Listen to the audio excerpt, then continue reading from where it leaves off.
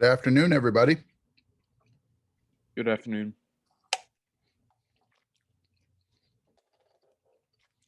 Good afternoon.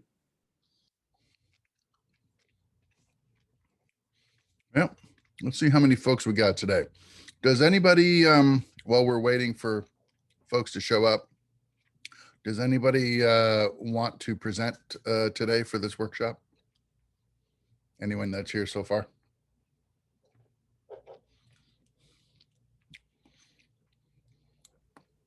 I don't really have that much to present, but I suppose if nobody else wants to volunteer, we can do my my beat sheet for my finale.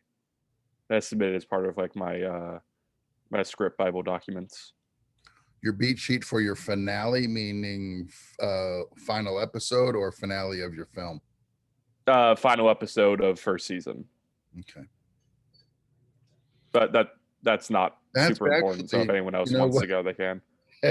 you What's might up? you might want to save that for next week, because that's the Okay. topic for next week is how are you going to resolve your situation, whether it's your season or your feature or whatever. So that would be a terrific document to present next week. Gotcha. So is it going to be just the 7 of us then? Maybe. What type of thing are you looking to workshop, I guess is the question. Well, on Tuesday we talked about midpoint, so it would be preferably something about midpoint. But if you're not prepared today, that's okay. I prepared for this contingency. So if nobody's ready, that's not going to be a problem this afternoon. And now that I know I got at least Ben lined up for next week's workshop, we're good to go there. So if you have something and you genuinely want to workshop it to get some feedback, we can do that, or I can move ahead with what I've prepared. I mean, I don't have anything from midpoint, but I don't mind workshopping like my script that I did, like if we wanted to read it. But Which script would that be? the one we did for the midterm, just to get a group feedback on that. And was that your pilot episode? Yeah, it's the first 10 pages of my pilot. The first 10 pages of your pilot. Okay. I thought we looked at that. Did we not workshop that? Because I remember. I haven't workshopped anything yet. Oh, okay. Maybe it was just, I'm just remembering reading and commenting then perhaps. Yeah. Okay. If that's something that you'd like to do, we can certainly do that. How does everybody feel about that? Are we ready to workshop? So this would be your pilot episode of your season project, which you are working on all semester. Correct. So And then your second project will be what? Another episode or your finale, like Ben? I was going to complete the episode. This is only 10 pages. Oh, it's the So I was going to do the other 15 pages. Okay. All right. Is that good? That makes sense. Yeah, sure. Yeah, so this is the first 10 pages. Okay. And I was going to do that. That's good for the final project, correct? Like just finishing out the yeah. Yes, because it's 6 to 8 and then 10 to 15 or 15 to 20. So that works out well. Yeah, sure. Okay. Then let me make you a presenter. And we can pop your script up on the screen. Yeah. Make co-host. Last time I had to do this twice, so let's see if it It made me a co-host and I can share screen now. Perfect. Okay. All right then. I won't share my screen, will I? Yes, just yeah, just really quickly, let me just take stock in where we're at. So we are currently now in week 12, and we talked on Tuesday about halfway point, and its placement within the script. We talked about how it's very easy, if you have a well-balanced script, to sort of go through either the page count or the scene count, pick the halfway point, and usually that's where the significant shift of your story is going to happen, whether it is someone finally making the final commitment, or a point of no return that's crossed somehow, a threshold like that that's crossed where you can no longer go back. In the case of the examples I showed you, it also coincided with the first real time that everybody collectively, audience, prime cast members and supporting cast members, all meet the antagonist. What else did we talk about? I think that was pretty much the focus of the discussion on Tuesday. And now we're workshopping today, which is a good thing.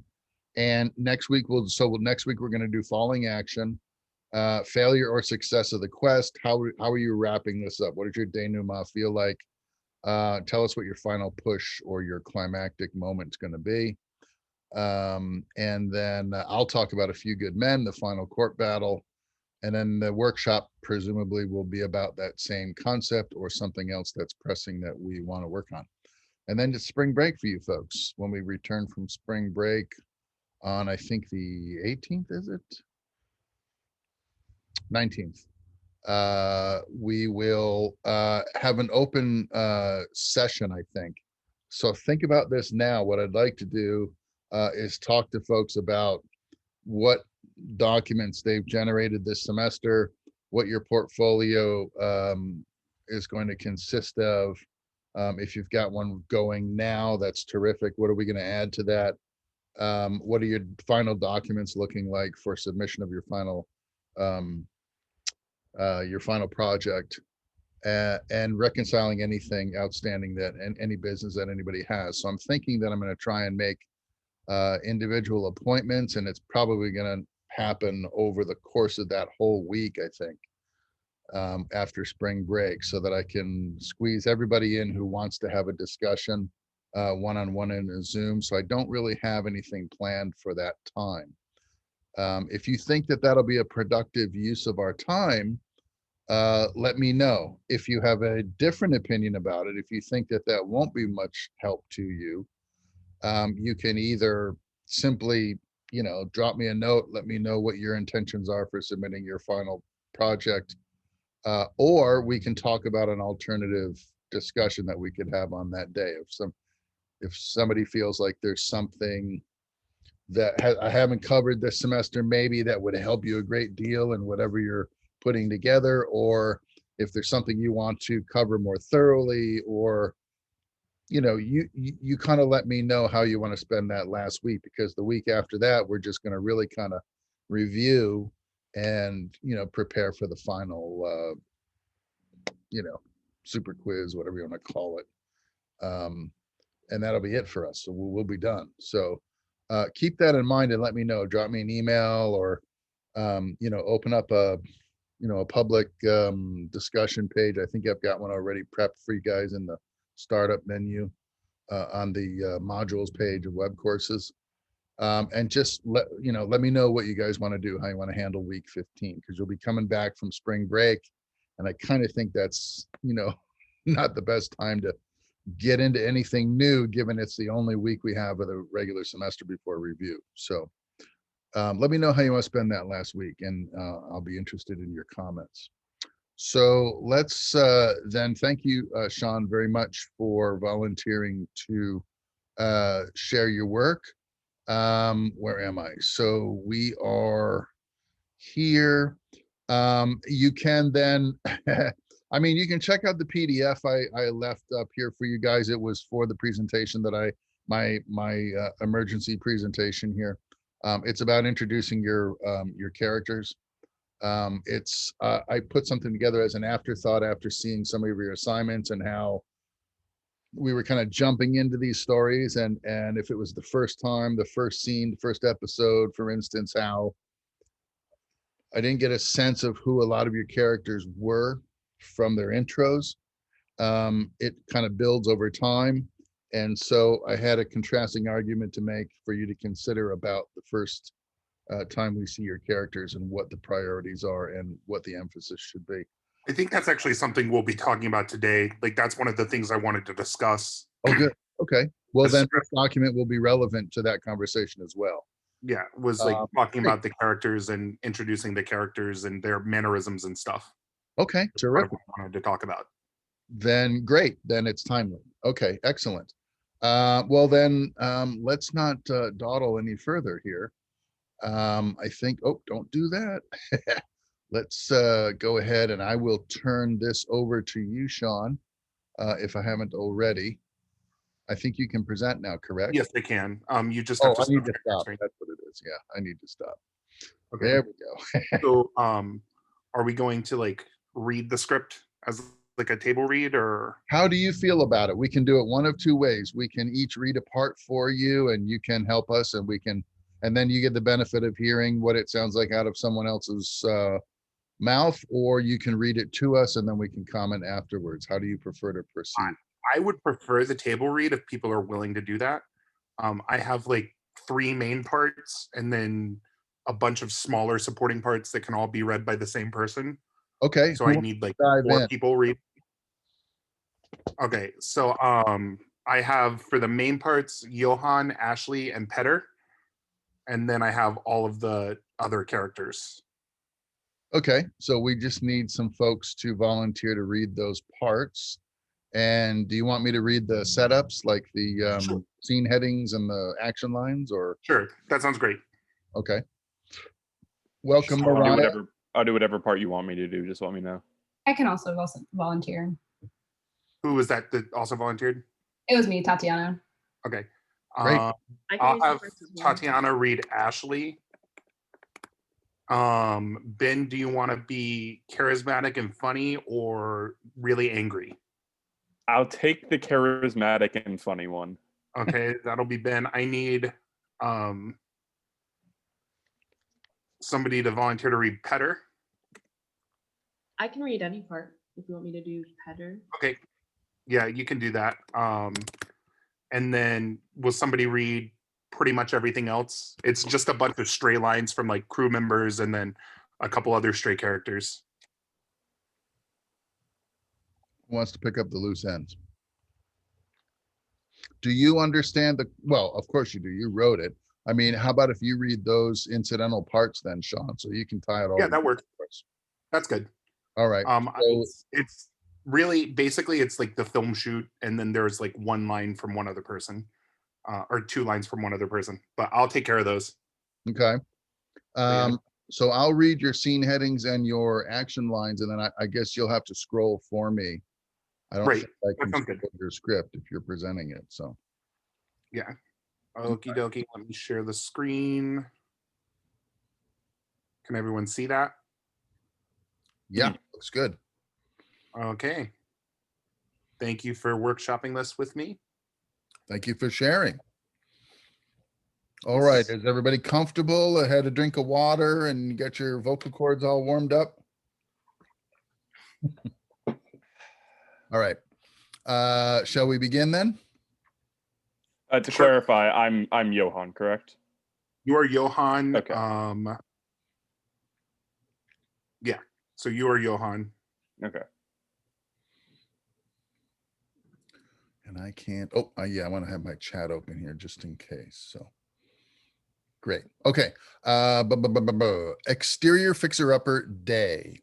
The home is under renovation. A TV crew of about 10 people is running around, prepping the set for the day's shoot. Johan Nilsson, 30s, pulls up in his silver sports car and parks. He gets out of the car wearing sunglasses and carrying a cup of coffee. His phone rings and he grabs it out of his pocket to answer it. Johan, talk to me. Johan closes the door of his car. Oh, hey, honey, what's going on? Ashley, 30s, runs up to Johan in a hurry. Johan, we need to. Johan holds up a finger to Ashley for silence. Yes, I had a couple of drinks last night. What's wrong with that? I know, but it was a rough day yesterday. Well, fine. Next time we'll just go to the fucking bar. Johan hangs up the phone angrily. Is everything okay? It's fine. She's just being controlling again. You know how it is. What do you need from me? We need to talk. Can we walk and talk? I'd rather not. That isn't a no. Johan takes a sip of his coffee and then starts walking. Ashley follows. There's something I really need to tell you. Shoot. I'd rather talk about it in private. Nobody's gonna care. What is it? A lighting technician walks up to Johan and Ashley. Ashley, have you seen the Ginny app? No, I haven't. God fucking damn it. If I don't find that cocksucker, I can't do my job. The lighting technician walks away before Ashley can say anything else. I want that guy fired. Well, I don't think that's going to be an issue. Johan and Ashley reach the front of the house. Production meeting time. Everyone gather around. Ashley is nervously fidgeting at this point. The crew begins to walk towards the house. Johan's brother, Petr, 30s, comes from the house, from inside the house. Or from outside the house, I'm sorry. Good morning, everybody. Are we ready for a wonderful day? Everyone claps unenthusiastically. Well, okay then. Ashley, do you have any announcements? I wanted to tell you this in private. It's fine. Go ahead and tell them. They're all waiting. The crew stares at Ashley while they wait for her to say something. Well, we're waiting.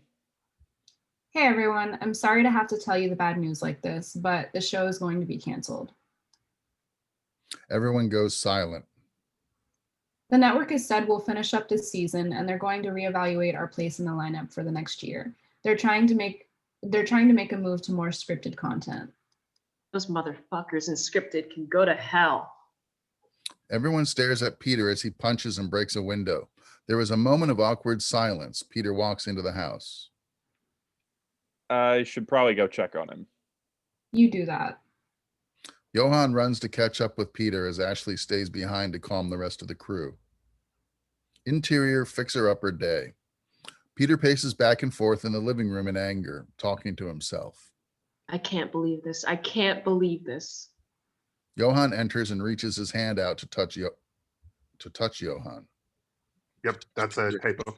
Yeah. Good to know. Petr, calm down. Petr recoils to prevent Johan from touching him. Don't tell me to calm down. Sorry. It's just everything we built, it's gone. What do you mean? Our show, our business, everything we've worked so hard to build for the last 10 years. You really think that's everything? Of course it is. Well, at least for me, I don't live a perfect life like you. That's not true and you know it. Johan, all I have is this show, this crew. They're my family. A moment of awkward silence. That stings, man. That stings. Another pause. You know you can talk to me, right? This goes deeper than either of us, Johan. What do you mean? I think I've screwed up, man. Petr, I need you to tell me what's going on. I can't. You have to. Whatever you've done, I can fix it. That's kind of what we do, right? We fix things. Ashley walks in quietly and unnoticed. This one might be beyond fixing. Ashley knocks on the walls. Hey guys, sorry to interrupt, but the clients are here. Johan slaps his hands together enthusiastically. Wonderful. Where's the stylist? She walked off set. Petr sighs and shakes his head in disappointment. She did? I'm afraid so. Well, thank goodness I got my beauty sweep last night. Petr, you ready to go? Let's do this. Woo! Let's get the spread. Johan, Petr, and Ashley walk to the door. Johan is trying to hype up Petr and Ashley, but they're not reacting. He continues to do so in an attempt to make himself seem more enthused. At the door are Mary and Anna, the couple for whom the show is renovating the house. Both are in their mid-20s and wearing the type of clothes one would associate with a hipster. The camera crew is behind them, and Ashley joins the crew. Is everyone already on set? Go for it. Okay, everybody quiet on set. Quiet on set. Roll camera, camera speed. Roll sound, sound speed. Mark it. The second AC steps in front of the camera with a slate. Episode 304, scene 104. Take one. The second AC slaps the shot, slates the shot. Action. Johan steps forward to Mary and Anna. Well, hello, ladies. Are you ready to see your dream home? Of course, sure are. Well, that's just peachy. Come inside. Johan waves for Mary and Anna to come inside. They follow, tailed by the crew. First up, let's look at the kitchen. They reach the kitchen, and Johan offers a grand gesture. It is everything you could want from a first kitchen. Brand new stainless steel appliances, exquisite lighting, and of course, granite countertops. Johan points to the granite countertops and snaps between each word. Look at that. The camera follows him to where he is pointing. Now, let's look at the bathroom. Johan cuts through the living room, followed by Mary and Anna, then Peter, then the crew. He opens the door to the bathroom. Master bathroom. Lovely tile, bidet, and of course, a rainfall shower head. Johan points to the shower and snaps between each word. Look at that. The camera follows him to where he's pointing. Let's go to the bedroom. Bow chicka wow wow. Johan heads across the hall to the bedroom. Everyone else just turns around 180 degrees. Master bedroom, king-size bed, beautiful custom windows, and of course, plenty of closet space. Johan points to the closet and snaps between each word. Look at that. Mary and Anna react with awe. And now it's time for my favorite room in the house, the living room. Johan leads the group into the living room. Johan, I just wanted to say thank you. Thank you for all that you and Peter have done for us. This is our first house and we couldn't imagine anything more perfect. Mary begins to cry. Anna hugs her and Johan holds his hand over his heart in insincere appreciation. Really, it means so much to me, to us. Aw, that's beautiful. Thank you for letting Peter and I be a part of your big moment. Peter shakes his head yes. But you told me the living room was the most important room in the house for you, right? That's right. Well, we designed this room exactly to your specifications. Now, we still have some finishing touches to put on, but here we go.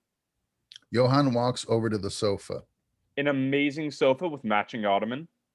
Johan walks to the coffee table. A magnificent glass coffee table.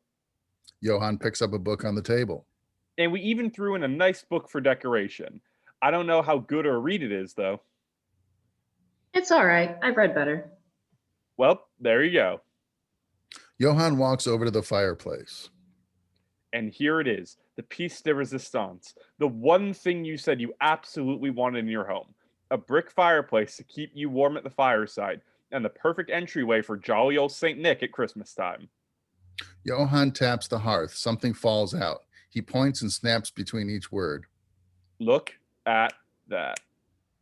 The cameras follow him to where he's pointing. Mary and Anna gasp and hold their hands over their mouths. What's wrong? Cut. Stop rolling. Turn the cameras off. What's happening? Johan looks down at the fireplace. There is a disembodied finger laying on top of the firewood. Well, that's not good. Okay. All right. So this is a dark comedy, right? Yes, it is. Okay.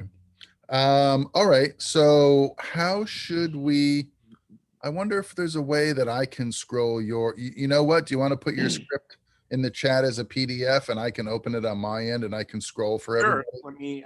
Let me export it as a PDF and then I'll do that.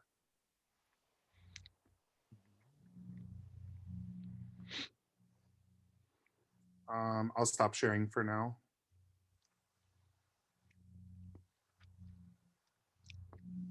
Okay, let's see if I've got that link. There it is. There we go. Clicking to download. Open file. There it is. And then I'm going to share my screen now. So we can look at the pilot script. There we go. How's that? Everybody seeing that okay? Yeah. And I'm going to do that too, so it's nice and big. Okay.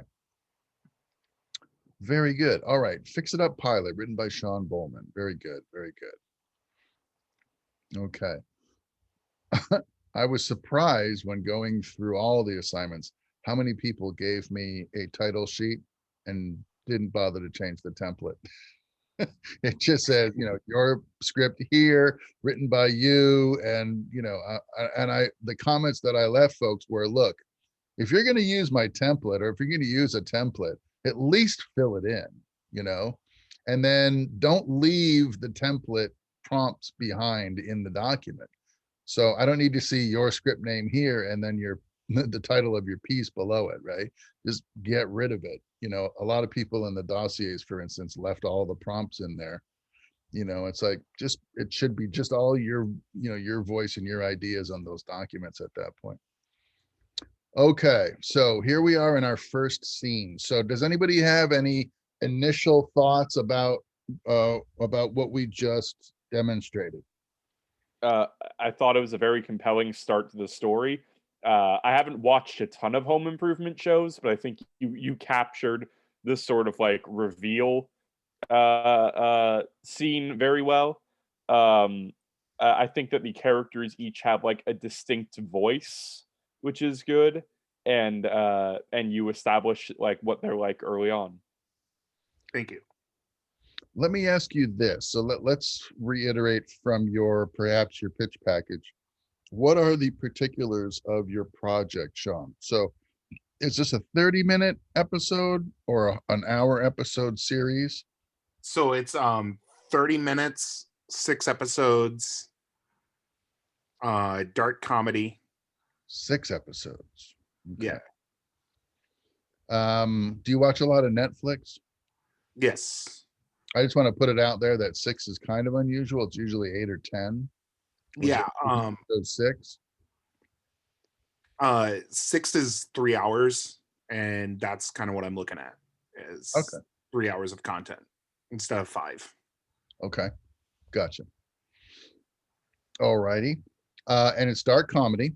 Yes. And so we're gonna have 6 episodes. And can you give us a sense of what the first season is about?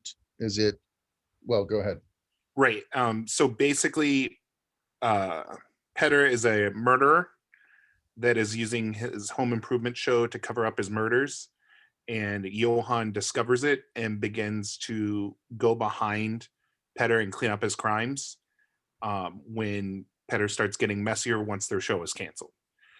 And basically, so like the first episode is going to end with Johan discovering that his brother is a murderer, and then the 2nd through 5th episode are going to be like covering up the crimes and trying to avoid the police. And then like midway through the 5th episode, there's a confrontation between Johan and Petr. And then the 6th episode is kind of the payoff of everything. Okay. Let me ask you a question based on what you just offered. Based on what we talked about on Tuesday, and the idea that this is a 3-hour concept broken up into 6 installments,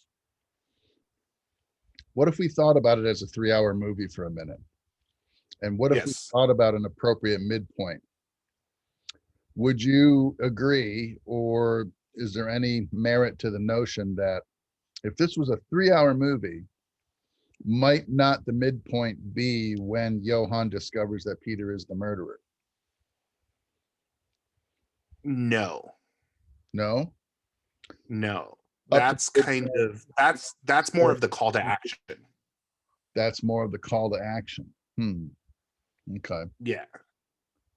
So like finding the finger would be the inciting incident. The call to action would be him discovering that he's the murderer and having to decide whether to turn his brother in or cover up the crimes.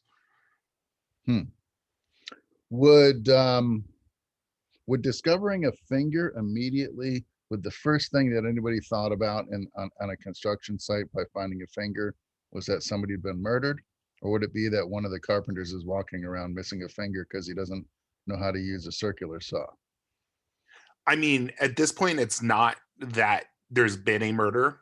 At this point, it's just that they're shocked that there's a finger in the renovated house and it's being investigated. I think that's a realistic reaction regardless of how the finger got there. Right. Like the reaction. Oh, that's not good. I like that reaction for sure. Yeah. Yeah, Um, it's but I mean, in any case, even if it's just a carpenter having lost a finger that got stuck in the house, it would still be investigated. Yes, exactly. And that's kind of the point I'm getting at. Right. So And I'm so basically the way that Johann discovers that his brother is a murderer is not because they begin to suspect that it's a murder, but the police are trying to interview him and Petr is missing. And then Johann goes to another one of the houses to find Petr and he catches him murdering somebody, basically. okay. So what I'm going to play with you here, I guess, for this workshop is I'm going to play your devil's advocate. So I'm going to ask you, what about this? What about that? Right. To see how, just to see how you've sorted everything out in your mind and to see how determined you are about your story arc and so forth. Does this story resonate with anybody in any way? Is there anything else that you might have seen that it might kind of remind you of at least the initial concept? Is this supposed to be kind of like satirical, like in a way, like kind of? I was trying to like I didn't understand like it was kind of like the vibe of like Arrested Development, where it's not like you can tell it's fictional, but like it's kind of realistic, just kind of making fun. Yes.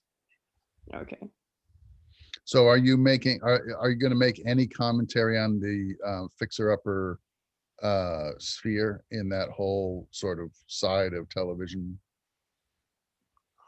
That's mostly the this part would be like the parody of the Fixer Upper Home Improvement TV show type thing. That's what this scenes, like this two scenes are.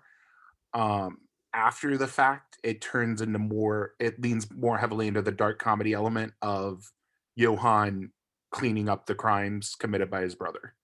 Okay. And what was your premise of this project? So it's about Johann learning to A, do what's right, and B, cope with his inner demons. The fact that kind of like he is his own worst enemy. It's alluded to in the beginning that he's an alcoholic, and ultimately his like selfishness is what causes his downfall. So it's kind of like a Byronic hero type thing is what I'm going for. But what is the most resonant theme if you've got two brothers and they're in business together and one brother has done something detrimental or destructive to the relationship? What is the principal conflict there? So you think that the conflict is more between Johann and Petr, whereas I'm looking more at the conflict within Johann. Right now, I don't see a conflict inside of Johann, but what I see standing on the page Right. is a premise of is or is not blood thicker than water.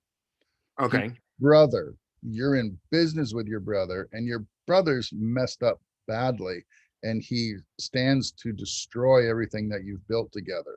And he even says that to his brother in the dialogue. Yeah. So for me, that's the immediate conflict here. Yeah, that's my Okay. secondary conflict, really. The primary is more alluded to in this point because this is kind of like setting up the plot Yeah. of the murders so that I can go more into the character work in the rest of the middle episodes. Okay. So I think I think both things can be true then.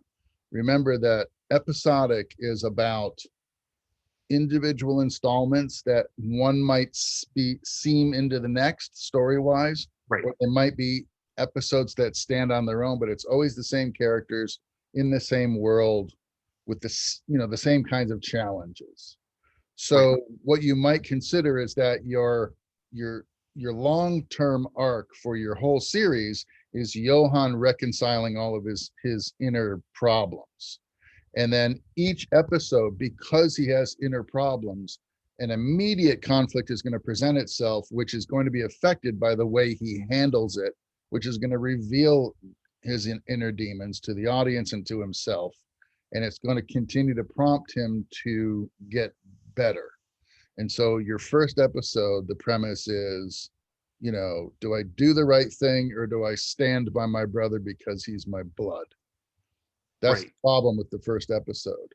The problem with the series is this is just the first in a whole line of incidents that are going to direct Johan into a program of self help and repair. Right. Okay. Yeah, So that makes all right, so I think that'll work on that level. When I first read this, it struck me as it sounds a little bit like Dexter. The only difference is Dexter's not working with his brother, but he's in a cultural sphere, and he uses that cultural sphere to commit murders that he justifies in his own individual way. What we need to know is, how does Peter justify his murderous behavior? Is he doing it for fun? Is he doing it for money? Who owns the finger that's in the fireplace, and what did they do to upset Peter enough to where he wanted to kill them? Or is it simply this is what he does, right? In Dexter's case, I think it was he started with prostitutes, or he started with you know, cultural undesirables, and he worked his way into he was the serial killer of other serial killers, and that ended up being I think the long-term theme was this guy becomes the reckoning for all others of his ilk. So it kind of reminded me of that in that way. But Dexter's a dark comedy too, I guess. So yeah. He's not like a vigilante or anything. He's just a broken serial killer. It's basically some of the background on the characters is that their father died when they were young, and their mother wasted away their inheritance, and so they used to be high society, and then they went low society, and then they made their way back up with their home improvement business and television show. okay. And so he's kind of like lost it along the way because of a combination of, for lack of a better word, daddy issues, and the fact that he's kind of cracking because he knows he's about to go back down to the place where he didn't want to be, Okay. which is like he's going to lose his wealth again. Okay. Does anybody have any thoughts on that? This is strictly a Johan analysis at the moment. That was Petr that was the murderer. Oh, okay. Petr is the murderer. Okay. Any thoughts on that? Not so much on that, but Sean, have you ever watched the HGTV show Fixer Upper? Yes. Okay, I was just saying, like, did you get his name from Joanna Gaines? Yes, that's part of it. Is part of like an homage to that. Okay, I was wondering. I was seeing just the celebrities, and I was wondering. Sorry. Yeah, that was part of it. Yeah. Okay, that's a neat little tidbit there. That there's an homage going on. There's a resonance there. Okay. Well, so these are the things we need to discover about both of these guys, right, through the course of the series now. Right. Having heard that from you, I'm thinking now that it makes sense that Johan has these sort of pretentious behaviors that he demonstrates. And if he was somebody who came from a lot of money and suddenly he has been deposed and he has to work his way back into that fold, that he might still demonstrate some of those sort of lofty or aloof behaviors that he might have had as a super wealthy person. So I'm thinking that the kinds of actions and attitudes that Johan might be demonstrating would be maybe a little bit of that aloofness, a little bit of that detached sort of relationship that he has with people at the normal blue collar level, because he doesn't necessarily know how to function at that level. He's learning. And these are the ways that we can figure out the subtext of your story without you having to spend a lot of time telling us. Because if it's only 6 half-an-hour episodes, you're not going to have a lot of time to reveal your subtext and everything else. So it's going to have to come out in some way, right? Right. And one of the things that I thought that appeared missing from this script, and something that I would be thinking about, would be, how does the crew feel about this guy? If he's pretentious and kind of walking around, he's always on his cell phone, hey, you know, and he hops out of his car and he's on, you know, and he's all about, you know, an image and being successful. And like, for instance, how does the camera crew think about this guy when he kind of, you know, appears on set and he's all like super energized and ready to go, and maybe they're tired, and you know, maybe they don't really care about what he's trying to accomplish. Maybe this is just a job for them, and so they have ideas about, you know, how they feel about this guy. And maybe in that way we can learn who these other people are that he's surrounded with, the camera people and the sound people. And you know, maybe there's some scuttlebutt amongst the crew about, you know, God, does he always have to show up and just sort of showcase his car on the front lawn when he arrives for work? Can't he just park like the rest of us? Or, you know, does he always just want to start with no rehearsals, and the focus puller's probably PO'd because he can't get marks because Johan won't give him a proper stop and go rehearsal, so he's got to wing it all the time? And wouldn't it be nice if just once this guy would give me what I need, you know, kind of thing, or some way for us to learn about this character? Because what you're doing with him, I think, is great. And look at that, you know, it's like, of course he does it like that, right? I think that's really cool. So that's coming from his direction. But I kind of feel like I want to know a little bit about how everybody else feels about him too. And it might open up some very interesting avenues for you to reveal backstory details that we won't find out any other way, unless Johan tells us or Petr tells us. Yeah, I think that's a really interesting idea I didn't think about. I definitely wrote that down to explore when I expand this. And I think I would make him even more idiosyncratic than he is, maybe a little bit more, ratchet it up a little bit. And probably Ashley too. Ashley, I would assume that Ashley's like a nervous wreck because, oh my God, this guy is not normal. He's a freak. And I got to cover everything that he does and make sure that nothing falls apart. So I would think Ashley is absolutely a raw nerve, which I'm kind of getting, but I think if you dialed that up, you know, a nice contrast to Johann's sort of oddly, you know, glassy behavior, and then she's a nervous wreck, and then Peter's just you get no read off this guy because he's trying to hide the fact that he's doing some weird stuff, you know, he's killing people, right? And that might make some nice contrasts. These are just thoughts and impressions that I had from this, you know, these first 10 pages. It's the world. And just like in, you know, I think in this class, we used the backdrop of Devil Wears Prada, right? We learned all that information about that world and about those characters in the first 10 pages. We knew everything we needed to know to go through the whole 2-hour movie, pretty much. We knew what Andy wanted. We knew what her relationship was like. We met her boyfriend. We know where she lives and how she dresses. We met the folks at Runway. We knew that they were pretentious and they had attitudes. We met Miranda, and she's this incredibly powerful individual who is also the antagonist and who also has this certain worldview, right? You know, we met a lot of people and we learned a lot about that world.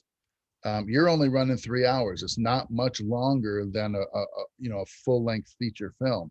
So you're almost, I think you're almost going to want to follow some of the same protocols. So like maybe not the first 10 pages, but certainly within the first 15 or, you know, or so, we need to know as much as possible about this world and these characters in order for us to be hooked and want to stick out the remaining 5 episodes. Yeah.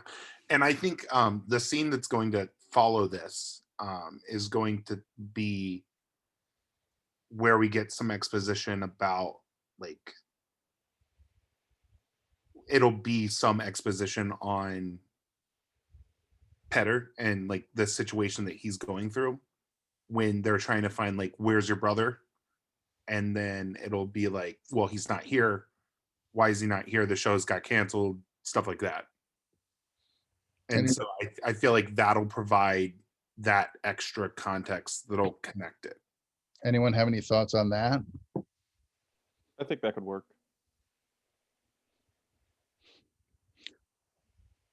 consider this. Is it more interesting to find out that Petr killed somebody and that finger is the residue of a crime that we find out about at the end of the first episode? Or is it more interesting for Johan to be led along a little bit and be confronted with situations that are continually pointing to what becomes increasingly an obvious situation? Petr's killing people. But because of his inner conflict in this episode, and possibly compounded by some of his long-range idiosyncrasies, Johan doesn't want to believe this about his brother. If I saw something that said my brother had murdered somebody, my first instinct would be, not my brother. My brother wouldn't do that. There's got to be another explanation for that.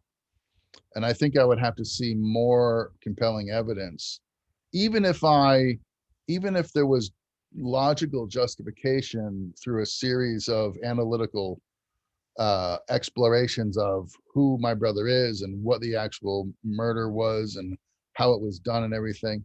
I think I'd still be hesitant to just sort of say, wow, my brother's a serial killer after, an initial conversation. I think I would be resistant to the notion, and you would really have to prove it to me. And then when you did, I would have to grapple with the knowledge, because that's not normal, right? Yeah. And even if it's a comedy, my grappling with it, my moral conflict, internal conflict, could be really funny, and my denial could be really funny, right? Even when it's painfully obvious to the audience, my denials could be funny or frustratingly funny, which might even be more provocative for the audience. In other words, I'm looking for opportunities to ramp up the emotion of this thing, and to ramp up and to really augment the ridiculousness of this guy's killing people as a side gig to renovating houses. Why is he renovating houses if he really just rather enjoys killing people? Is it because renovating houses allows him to bury the bodies in the cement pool in the backyard where no one will ever find that, evidence that he's done stuff? I mean, are these his motivations? Is it really easy for him to facilitate or to feed his addiction of mass murder by being somebody who renovates houses? So all of these are interesting concepts, and all of these are perfect justifications for a story like this. And all of these, I think, are also good opportunities to have to mitigate these questions with your audience. In other words, one of the things I think that you would be interested in knowing from your audience is, I'm telling you that Petr's a mass murderer.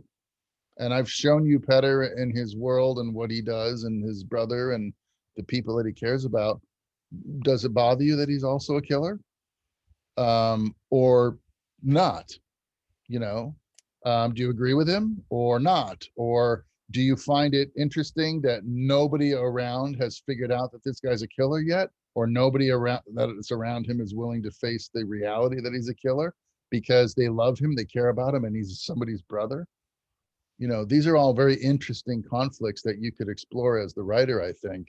Yeah. And tease us along the way with all these little interesting ways of bringing that story out.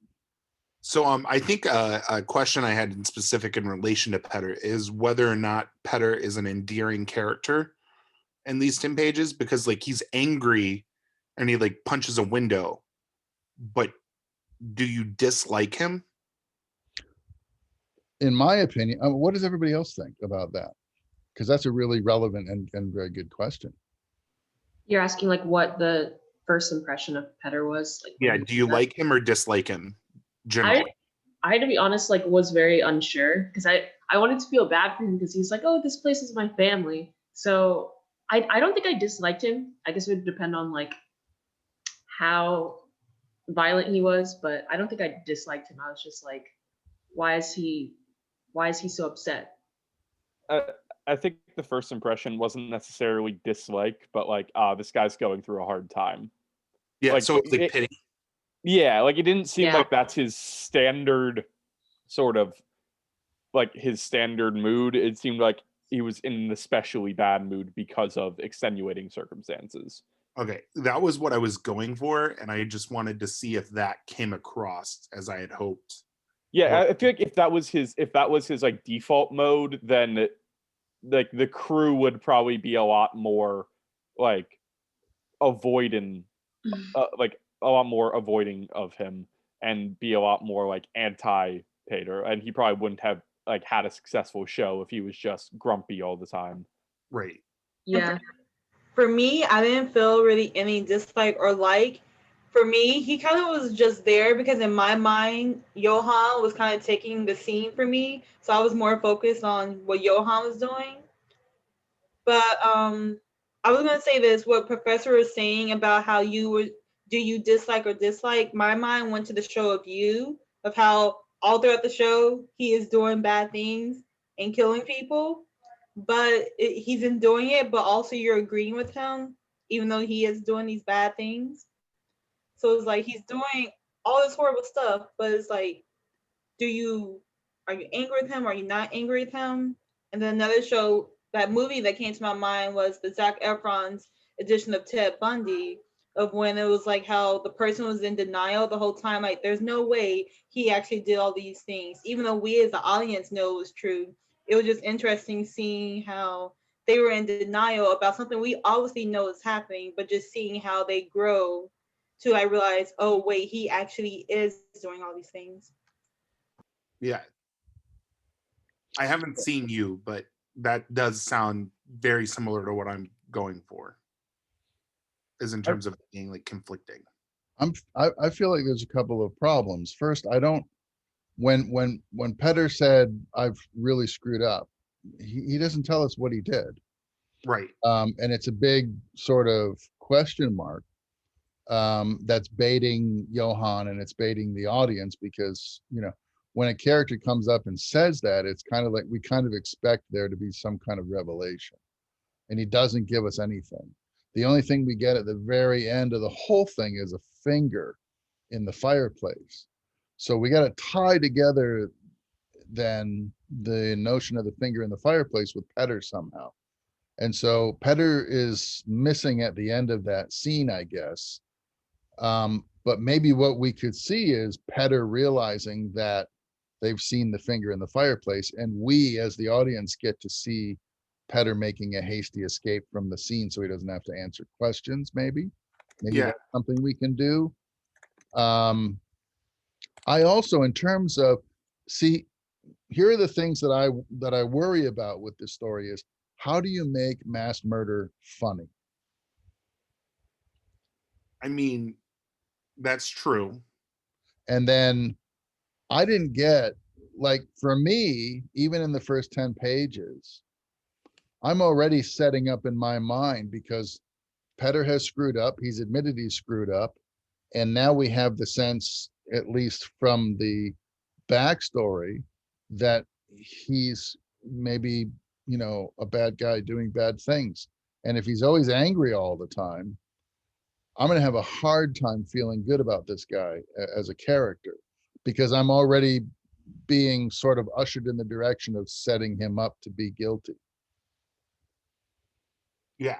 Isn't it always the opposite, right? When somebody is guilty of something on these crime shows, they try to act like the opposite guy, right? Right. And try to, you know, divert your attention away from what they're doing to something else, you know? So we need some very, very quick character development for Petr, or there's gonna be a problem, I think, in getting the audience to feel about him the way you want them to. Because if they already feel like, well, he's kind of an asshole, he yells at everybody, he kicks stuff around, now he's breaking windows. I mean, if he's a serial killer, maybe we got to get rid of him. You know, maybe he, you know, should get thrown in jail and he would, you know, make good use of the time to sit and think about being such a jerk all the time. Instead, make him like this lovable character that nobody would possibly entertain the notion that he's a serial killer, which then makes it really easy for him to be one, because if he's Machiavellian in some way to where he, he's got you thinking he's the salt of the earth, and while you're thinking that, he's stabbing your dog or killing your mother or something, that would make an interesting conflict. And one of the things that all of the writers and script doctors we've talked about this semester will agree on is part of what makes characters really, really successful is when they do exactly the opposite thing that you expect them to do, because that creates conflict. If you create a really good character, but that character always behaves the way you would think they would behave, then they kind of become, Prince Humperdinck, right? He's a stick in the mud. Yeah, you get some lines here and there, but oh well, it's more funny to see, Vasily and to see, the Dread Pirate Roberts bicker back and forth because they're animated and fun, So if Peter's going to be a serial killer, first you got to figure out why he's a serial killer. What are his motives for being a serial killer? And then have him do the exact opposite so that nobody would suspect in a million years that he's the dude that was responsible for the finger in the fireplace. Yeah, I think that in this particular scene, it's more his frustration that is the driving factor in everything. What's the And frustration that, coming from? We still don't know. I mean, a big part of it is that the show's being canceled, which is talked about in the scene. Instead of him So being that- angry, then what if he is mournful instead of being angry? Angry, in other words, anger is a reaction that we all might expect from somebody whose next step is to strangle you around the neck. But mournful and, looking or appearing as though you need to be consoled, Yeah, draws people in, whereas breaking windows and punching people in the jaw drives people away. You need to bring the audience into Petr so that they don't suspect he's the killer until you want them to know he's the killer. okay. To add on to that, I will say that the scene where Johan is like, "Oh, you can talk to me," I think that would land better if Petr was really mournful instead of angry, maybe. Okay. What about if, instead of, and I'm just spitballing you can take what I have to say and you can chuck it if you want to, but in that very last scene, Johan looks down, he sees a finger on the log, right? And goes, oh, that's not good, right? And Peter's still standing next to Ashley, and Ashley's the nervous wreck type, right? So then Peter does kind of like what or kind of what Bill Murray did in Caddyshack when the turd was in the pool. And everybody was like, ah, right? And Bill Murray goes up and he sniffs it and he takes a bite out of it and says, no, it's just a O. Henry bar, right? What if Petr did something similar to that? What if he reached down and he pulled the finger out of the fireplace and sniffed it and said, oh, this hasn't even been there that long. This smells fresh. How would he know what a freshly cut off finger smells like? Well, he might because he's a carpenter, but what if he did something like that? And then Ashley's response is to pass cold out on the floor because that's just the straw that broke the camel's back for her, right? And Johann's just absolutely mortified that he would even pick the thing up, let alone sniff it and comment about it. And then Peter kind of looks like a harmless dope who doesn't feel any, reserve about picking up a severed finger because maybe he's done it before for one of his guys. And that might be the reason why he's not really worried about picking it up. But the real reason is because, he's the author of that performance piece and he left a little scrap behind. Oops, I'll take care of that. I'll go see if this belongs to any of my guys. And he leaves the room that way, right? Look at what one of my guys left behind. We've really given our blood and effort for your new home, ladies. And he walks out with the finger, taking the evidence with him that he can then destroy himself and make sure that nobody follows up on the fact that he's responsible for it, right? I think these are the kinds of things that add more complexity to your story, more layers that we can, as an audience, sink our teeth into. And it points, in the directions we want everybody to go, either subconsciously or consciously, and doesn't create any possible barriers to suspension of disbelief. And you know, we can be now delighted with Peter's quirky behavior, and then as an audience also feel, yeah, he's probably seen that a million times. He's probably got, you know, and you might in the beginning in the setups, right, when Johann's walking into the place, you might have an insert or a cutaway while he's walking by on the phone, and the camera pans down to a guy chopping off a piece of molding with a circular saw, and he's missing an index finger, you know, or something silly like that, that's like happening in the background. You don't have to shine any light on it necessarily, but it's a detail that, you know, audience members whose minds are moving faster than others will say, yes, I can see what's happening here, and oh shit, that carpenter's missing a finger, you know. And then, you know, we go in, and later that has some relevance by the end of it, because, well, it's not that guy's, because clearly his finger is healed, but it might have happened before. That might be why Petr's not, you know, bothered by picking up the finger. And, you know, then you can divert the audience's suspicions until you really want to drop the bomb. Right. I remember a situation once I was on set, and I was a young camera assistant, and we were about to blow something up. And I was on set, and I was covering a camera, making it safe and getting it ready for, you know, for the action. And one of the special effects guys was rigging the he was rigging the ordnance. And I just walked over, and, you know, I said, I got the camera right here. Is that going to be okay? Yeah. And I happened to notice that he was missing a couple of fingers. And I just, you know, and I'm like a young guy in my 20s, and I'm like, is everything going to be okay? And he goes, oh, what, this? He goes, oh yeah, this happens all the time. Not to worry, this will be fine, right? And I was thinking to myself as I walked out of there, I was worried about the camera. You know, I was going to be safe because I was being allowed to get out of the way before they rolled. But I'm thinking, is my camera going to be okay? Because this guy says he knows what he's doing, but he's clearly missing fingers, and he's the guy that blows things up. Right? So it was just one of those weird moments that has always stuck with me. And this is kind of like one of those situations in a way, you know. I think there's room for, you know, you've got a really hard job. You're going to make murder funny from a guy who we have to learn to love, so we can be let down by his bad behavior. You got another guy who's pretentious, and he's, you know, nobody's going to feel sorry about a rich guy who lost his money in the current climate, right? You got to also understand what kind of audience you're appealing to right now. The reality is nobody's going to give a crap that a rich guy lost all of his money, right? So we got to learn to love Johan too. Why? You figure that out and you tell us. But right now, I think you got him going. He's snapping his fingers, and he's, you know, and he shows up in the what's he drive, a Mercedes convertible maybe, and he pulls up all diagonal on the front lawn where everybody's trying to get ready for the shoot, and because he's the man and he's finally there. That's all working, but we need to come up to speed quicker on everybody else, you know. Yeah, that makes sense.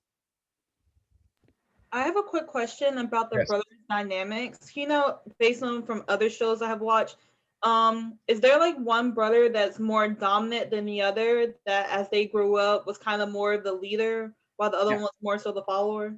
Yeah, Johan is the leader, Petr is the follower. Okay, that was making me I thought think. that was clear, but maybe you could ramp that up too. That's a really good question. Is Pete so? And then does that lead to the reason why Peter kills people? Is he frustrated that he's the second brother? The reason I asked that, because in previous crime shows I have watched, when they do an episode, usually it would be like the older brother who was the more of the criminal, and he kind of made the younger person help him get away, and the younger one was always more submissive and try to tell the cops, but also didn't want to get his brother in trouble. So in this story context, I think it's interesting is that it's actually the younger brother that is doing all of this, and it's going to take the older one figuring this out, and like kind of like switching the roles that I see commonly on crime shows. I think that's a great point. Thank you. Yeah, that's something I'd like to develop further. So I definitely wrote that down as a note, is to develop that further, the dynamic between the brothers. Yeah, and if I'm hearing correctly, which I think is an excellent observation, if Peter was the older brother and he was the killer, it might make sense that Johan would immediately jump to his side and help him somehow. But what's Peter's leverage over Johan if he's the younger brother? There's not, and that's where the conflict comes in, like his internal conflict. Well, Is maybe if there was some leverage, it would justify the internal conflict. If there is no leverage, where's the stress? True. He's got nothing to hold over me. Why am I worked up about it? He can't do anything. But maybe he can. Maybe he, what is it? You're gonna have to figure that out. But I think that Peter, being the younger brother, in this case, given this, new revelation, he's gonna have to have some leverage over Johan, whether it's psychological or whether it's, how in White Christmas, right? Totally different kind of movie or whatever, but it's the two guys, Bing Crosby and Danny Kaye, right? They were both in the army together. Bing Crosby was the captain. Danny Kaye was an idiot, and he was a private or a corporal. He never got past the low ranks of the unit, right? And yet Danny Kaye was able to manipulate Bing Crosby through that whole movie. Why? Because Danny Kaye said, "Oh, I heard. You remember that time I saved you in that battle from the wall falling on you and crushing you to death, and I hurt my shoulder as a result of that. And ooh, sometimes it still aches."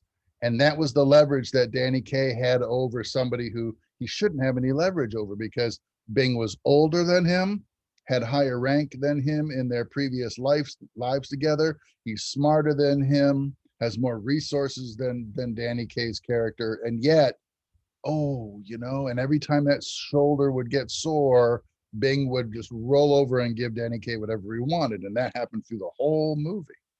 So what is Peter's angle? What has he got over Johan? Because Johan is clearly older. He's clearly got more on the ball. He's the one that figured out the show and got the whole thing to happen. But Peter's got to have something that he can manipulate Johan with. Yeah, that's a good point. That's something I'll have to build. One thing I think would have been interesting is that, as you already said, they have family problems when they were younger. And, it's usually the oldest sibling that takes care of the younger. So, it would have been interesting for some reason Johan just did not do anything for his little brother as they were growing up. And because he wasn't being the older brother like he was supposed to, something happened to him when he was younger. And so now it's like he's trying to take care of his baby brother. That's a great idea. That's better than the sore shoulder, right?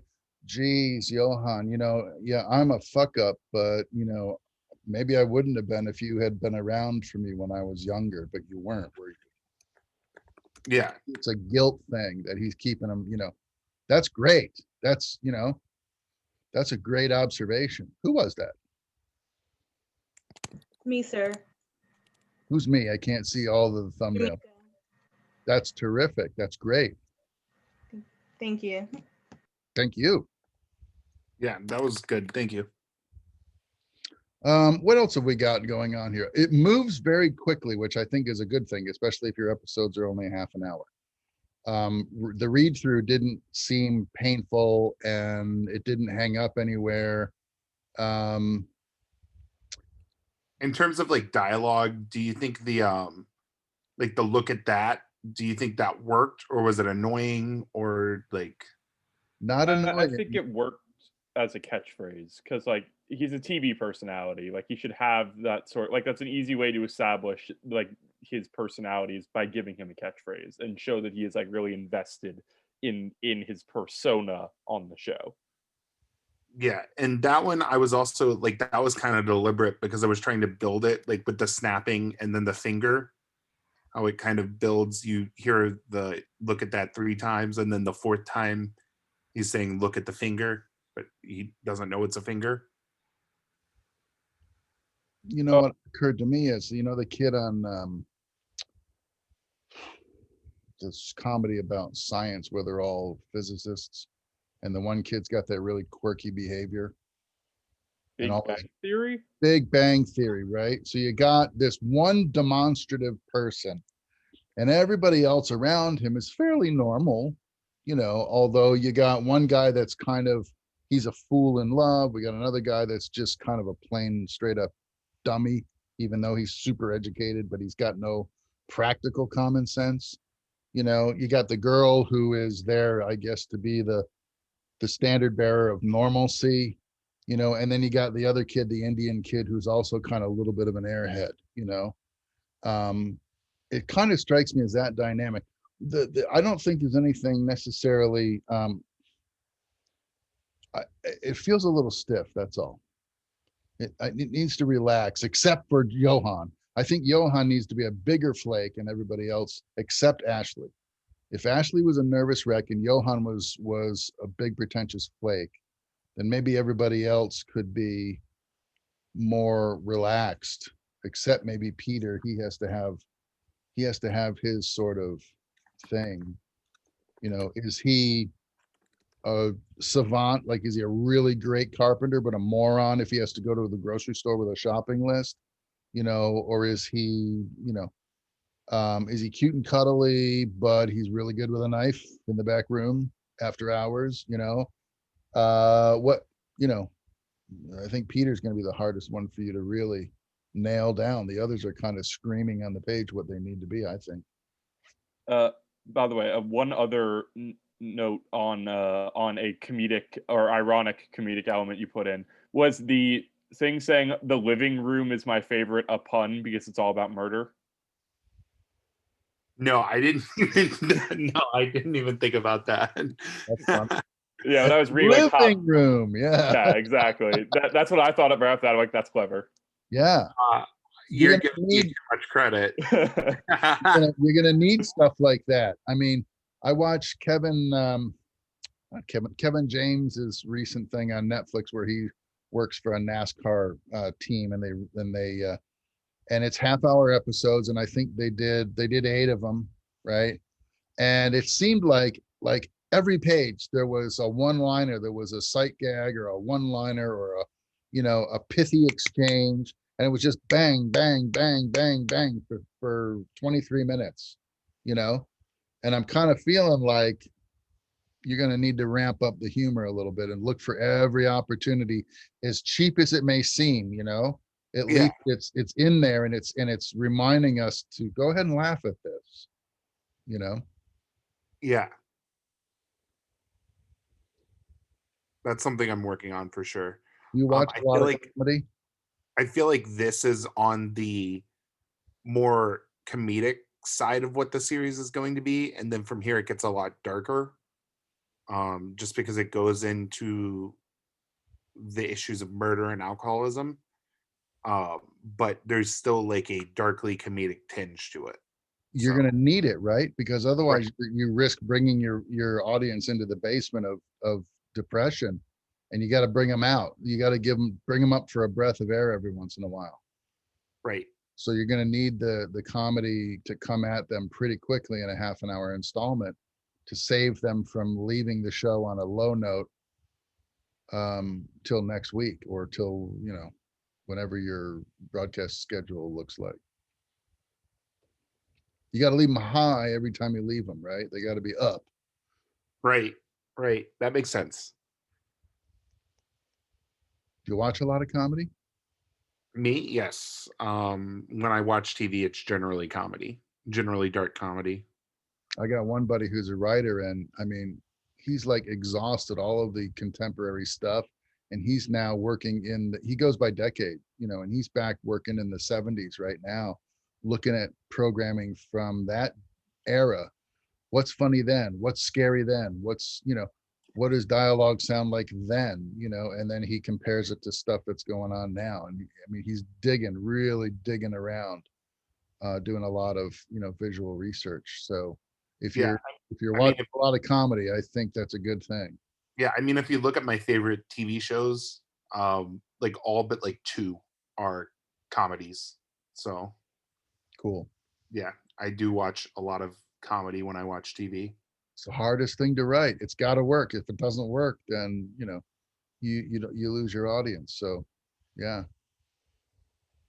Excellent. Anybody else have any thoughts on what we've talked about or what you see here? I was gonna add, have you ever seen the show Good Girls? It's on NBC and now it's on Netflix. No, I have not.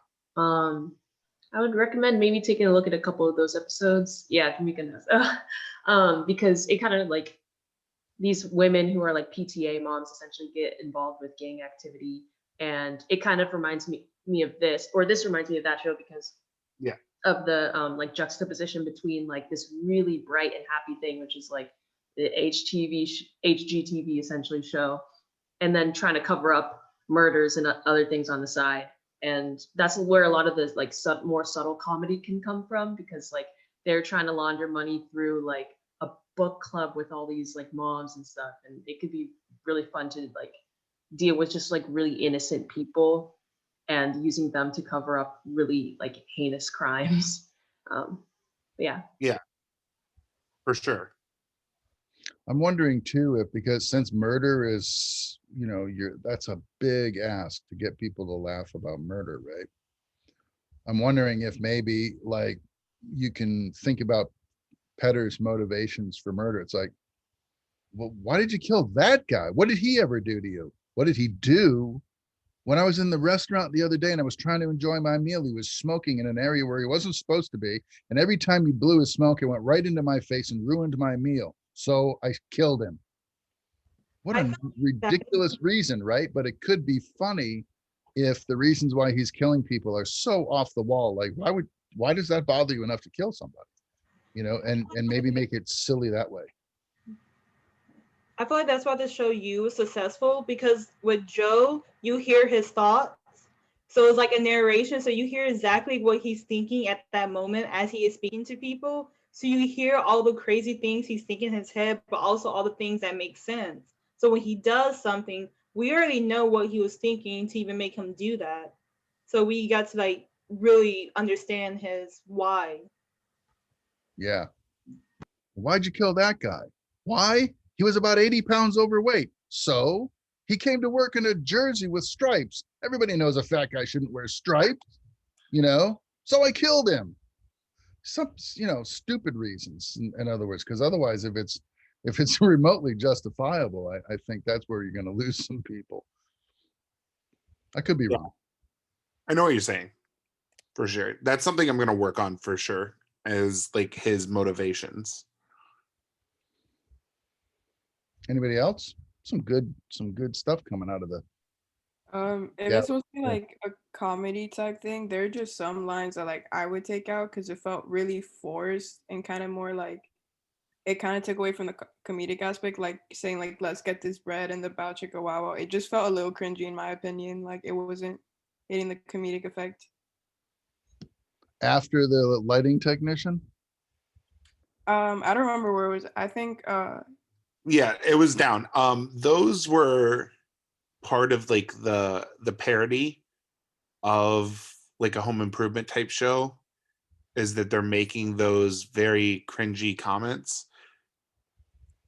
Yeah. I don't see where it is, but I'll tell you one of the things that stuck out to me, only because I spent a significant portion of my career as a lighting technician, was the scene with the electrician. So it's like, this guy's got to walk up and his belly's got to be hanging out a little bit. You can see his navel, and he's got a t-shirt underneath, or a wife beater underneath a Dickies work shirt, with his name on it. And, it's untucked. And, the thing that I'm worrying about is the language, not to say that we don't drop F-bombs like a bunch of pirates, because that's absolutely true. The question is whether or not it's appropriate here to make him an aggressive person who swears, instead of making him maybe a little bit of a dope, like, wait a minute, you're not real bright. Is it a good idea for you to be handling the high voltage electricity? And why are you dealing with the generator? You're clearly an idiot, that kind of thing. And maybe make it a little bit different kind of a gag. Yeah. God fucking damn it is something that we would say, because our lunch was late, it just rolls off of the tongue of a technician a little bit too easily.